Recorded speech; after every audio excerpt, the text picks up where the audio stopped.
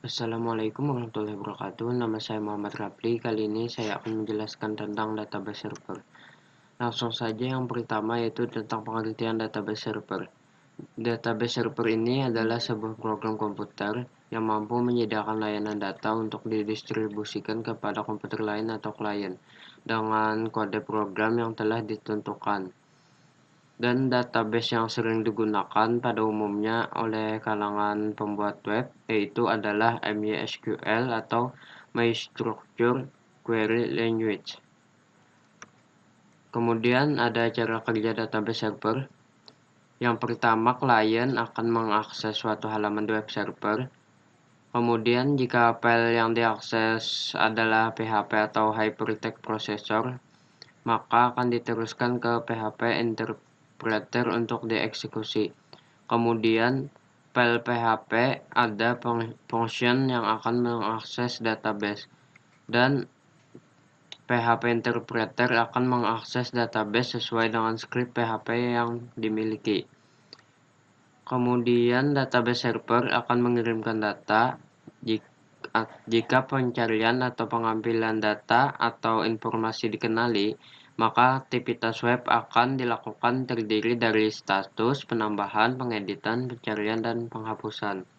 Setelah itu, PHP Interpreter akan mengembalikan hasil eksekusi interpreter PHP ke web server untuk dikirim ke klien.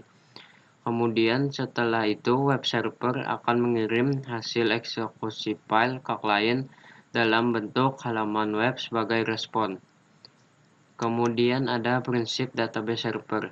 Prinsip database server yang paling utama adalah bahwa setiap data tidak boleh ada pengulangan atau data yang sama persis dengan data yang sebelumnya. Kemudian prinsip yang kedua yaitu basis data harus teratur, mudah dikelola, dan sebuah basis data yang baik mampu melindungi sistem basis data yang disusun dari kecurangan yang dilakukan oleh pemakaian. Khususnya melindungi dari penyusupan oleh pihak ketiga yang bertujuan untuk mendapatkan keuntungan sendiri. Kemudian ada MySQL Server. MySQL adalah database atau engine atau server database yang mendukung bahasa database server pencarian SQL.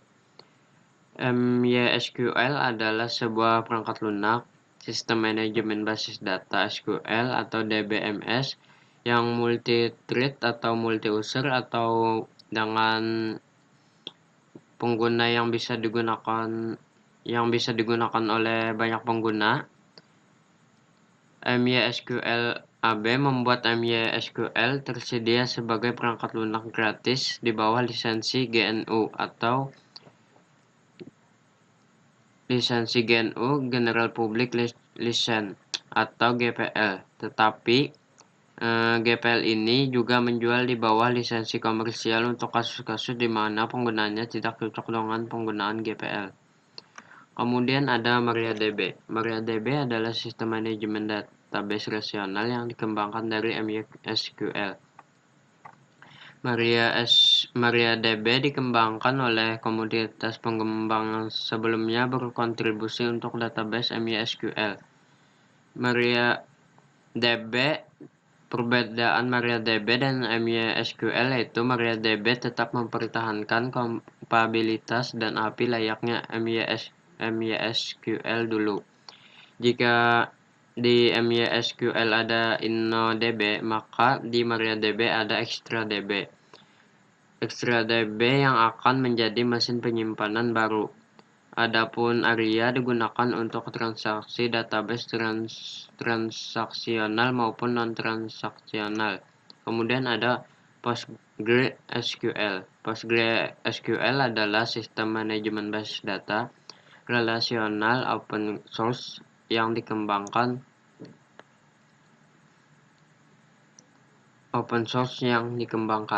PostgreSQL adalah software basis data relasional atau open source yang berjalan pada OS Linux dan berfungsi sebagai objek komponen relasional dalam sistem manajemen basis data.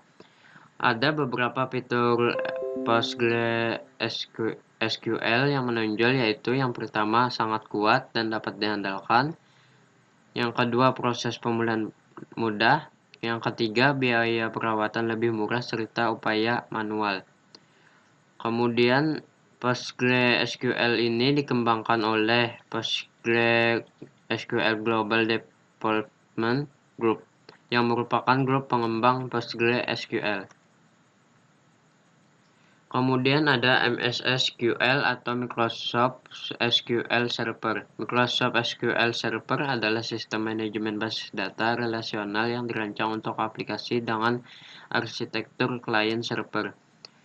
Ada fitur pada Microsoft SQL Server. Yang pertama yaitu mempunyai kemampuan untuk membuat basis data mirroring dan clustering.